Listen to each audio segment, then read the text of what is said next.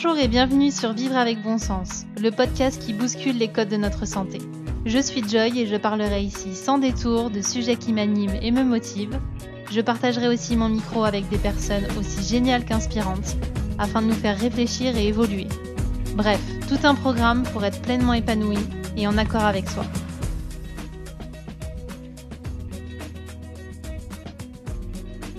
Bonjour à tous et à toutes, je suis ravie de vous retrouver pour ce nouvel épisode. Aujourd'hui, j'ai eu envie de vous parler d'un sujet brûlant, les perturbateurs endocriniens. On a beaucoup utilisé ce terme sur de nombreux épisodes du podcast Vivre avec bon sens, mais finalement, je me suis rendu compte que je n'avais pas assez développé le sujet et je n'avais pas vraiment expliqué l'impact qu'ils avaient sur notre santé et je n'avais pas identifié les sources principales de perturbations. Alors pour commencer comme il se doit cet épisode, je voulais vous donner une définition un petit peu plus précise de ce que sont les perturbateurs endocriniens. Déjà, endocrine, ça veut dire quelque chose d'interne. On appelle endocrine les glandes endocrines, les glandes qui produisent nos hormones, que l'on retrouve dans l'ensemble de notre corps, dans notre cerveau, dans notre cou avec la thyroïde, dans notre abdomen, dans notre intestin, dans les testicules pour les hommes, les ovaires pour les femmes, bref. Vous le savez que les hormones sont l'essence même de notre vie et que ces hormones-là sont impliquées dans l'ensemble des processus de notre quotidien, la croissance, la nutrition, notre rythme biologique, la protection de nos cellules, la reproduction, etc., etc. Donc quand on parle d'endocrinologie ou de perturbateurs endocriniens, ça veut donc dire quelque chose qui va perturber les glandes qui fabriquent nos hormones. Donc par extension, on pourrait aussi dire les perturbateurs hormonaux. Et là, dans le monde des perturbateurs hormonaux ou endocriniens, on en retrouve énormément. Aujourd'hui, l'Organisation mondiale de la santé en a répertorié plus de 800. Et évidemment, ces 800, on les rencontre au quotidien. Ces perturbateurs, ça peut être des substances d'origine naturelle, comme des hormones, des phytoœstrogènes, soit des substances d'origine chimique, comme des conservateurs, des insecticides, des pesticides, des plastifiants ou encore des colorants.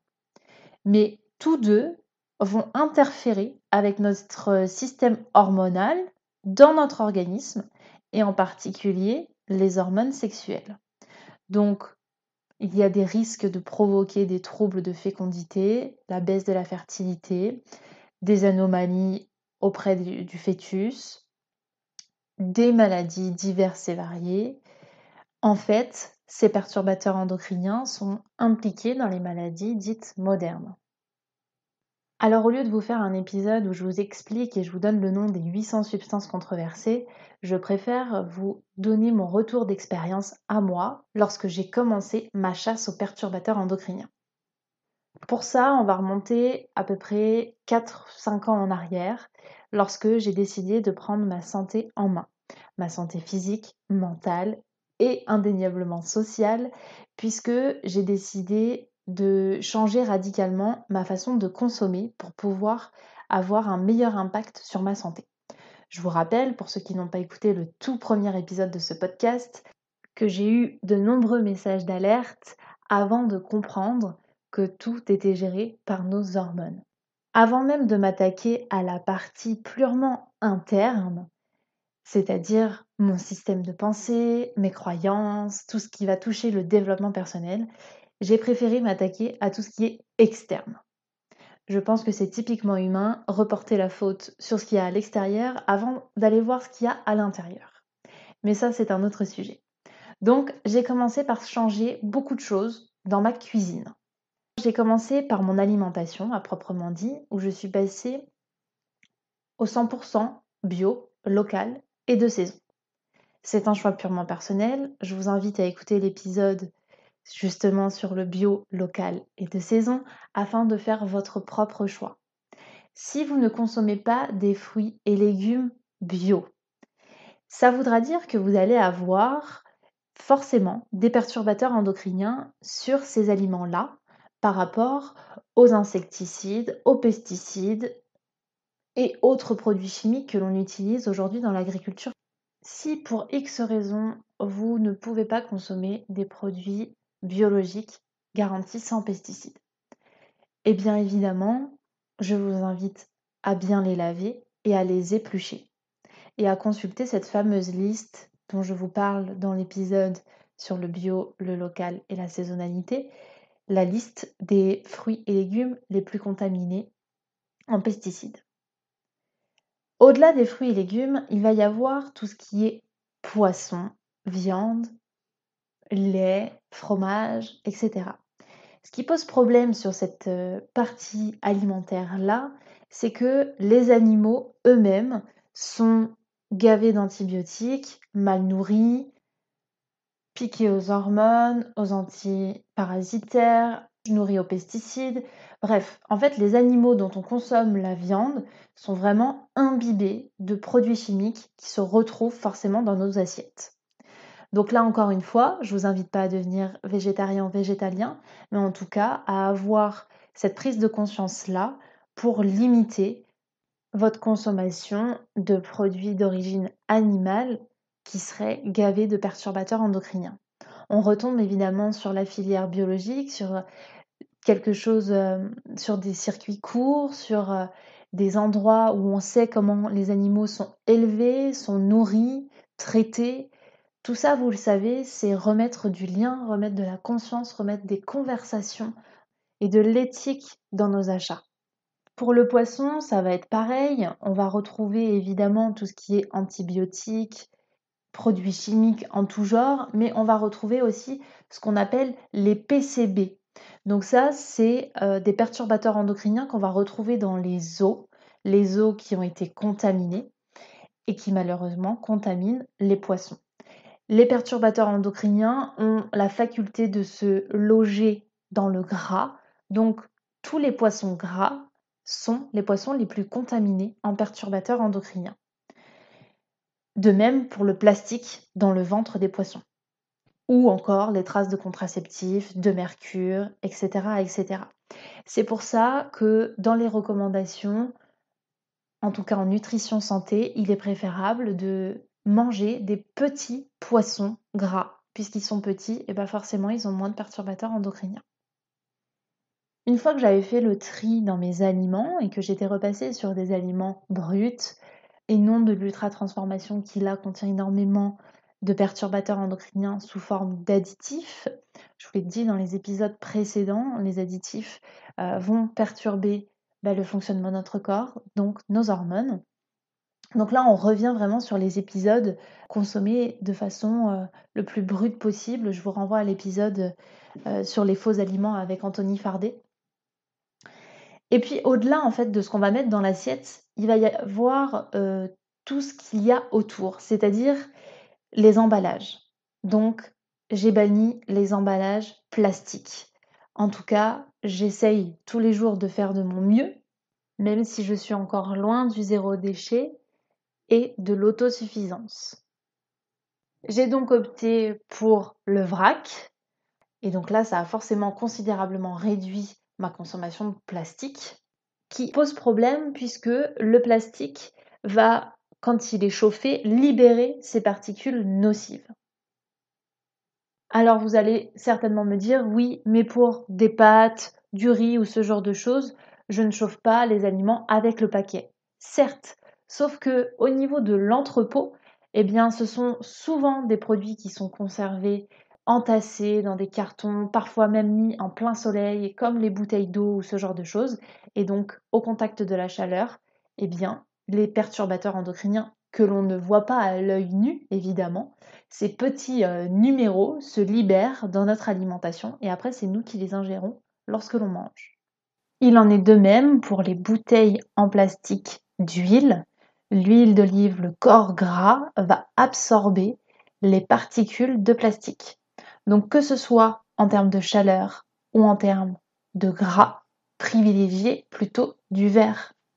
Donc j'ai abandonné en fait tous les produits qui étaient déjà pré-emballés. J'avais déjà fait un sacré tri lorsque je suis passée au fait maison avec des produits bruts, évidemment. Mais le fait d'avoir mis le focus sur le suremballage et de choisir des choses en vrac, eh bien forcément, ça m'a fait réduire ma consommation de plastique et ça m'a fait consommer de façon différente.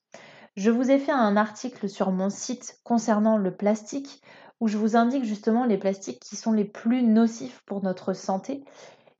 C'est ceux qui ont le code 1, 3, 6 et 7 que l'on retrouve directement sur le produit dans un petit triangle.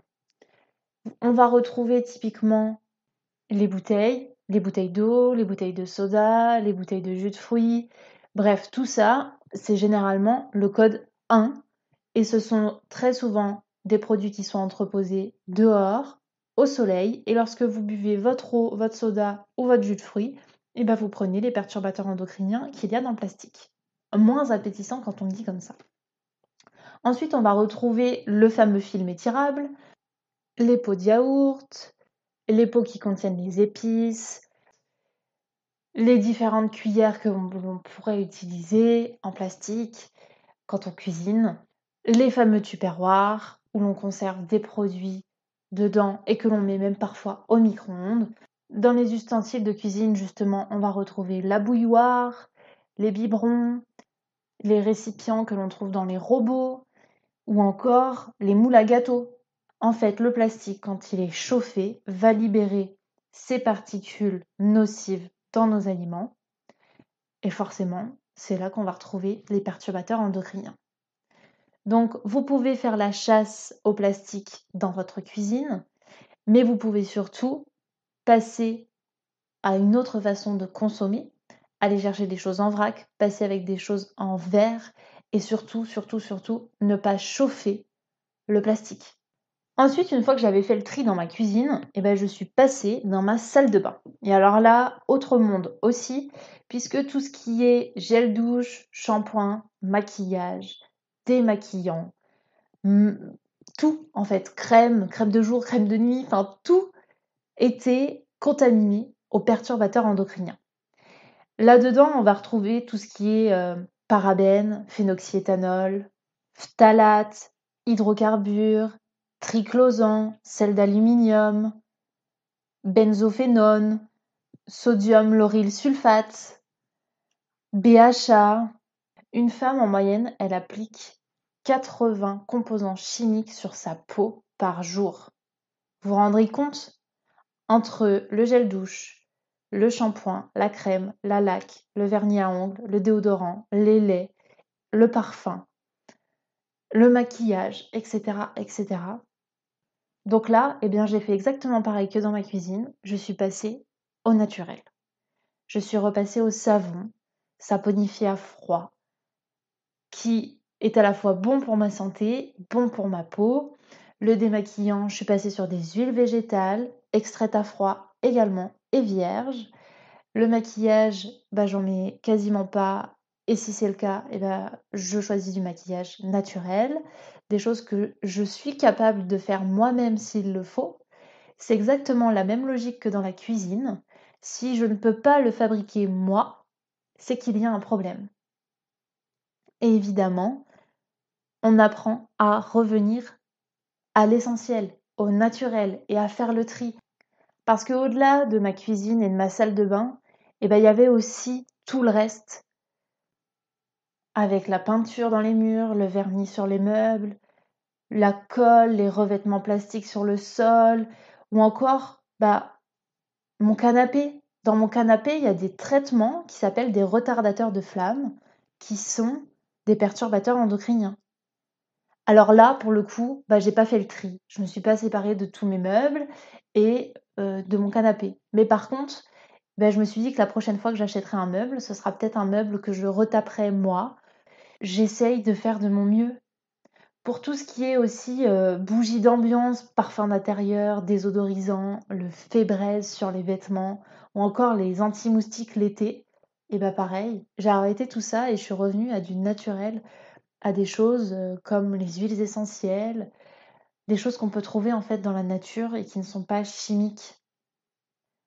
On va évidemment aussi retrouver des perturbateurs endocriniens sur nos vêtements. Donc là, l'idée, c'est pas d'arrêter d'acheter des vêtements, mais peut-être d'acheter des vêtements un petit peu plus d'occasion, de les laver d'une autre façon. J'ai pas parlé de la lessive, mais vous vous doutez bien que ça fait aussi partie des produits qui contiennent des perturbateurs endocriniens. En fait, tout ce qu'on respire, tout ce qu'on touche, tout ce qu'on ingère contient des perturbateurs endocriniens. Nos sols, notre air contiennent des perturbateurs endocriniens. L'idée, et comme toujours, vous le savez, c'est pas de tout arrêter, c'est juste de faire de notre mieux et de faire en sorte que notre santé soit préservée. Car la problématique des perturbateurs endocriniens est bien réelle. Et puis surtout, les perturbateurs endocriniens se stockent dans notre organisme. Même si vous en croisez très peu dans votre vie, eh bien ces derniers resteront stockés à l'intérieur de vous. Je vous ai dit au tout début de cet épisode qu'il existait des perturbateurs endocriniens naturels et chimiques. Eh bien, le corps va être capable d'éliminer les naturels, mais pas les chimiques qui sont créés de toutes pièces par l'homme. Et c'est évidemment ceux sur lesquels je me suis attardée aujourd'hui. Tout ce que l'on trouve dans notre alimentation, les cosmétiques, les meubles, les jouets, les bougies d'ambiance et compagnie, ce sont des perturbateurs endocriniens qui n'ont rien de naturel et qui resteront stockés dans notre organisme toute notre vie. Et pour les femmes, le premier moyen de transmettre ces perturbateurs endocriniens, c'est à son enfant lors de l'allaitement, puisque les perturbateurs endocriniens se stockent dans la graisse, et donc dans la graisse directement de la poitrine. Alors, comme toujours, prenons un petit peu de hauteur.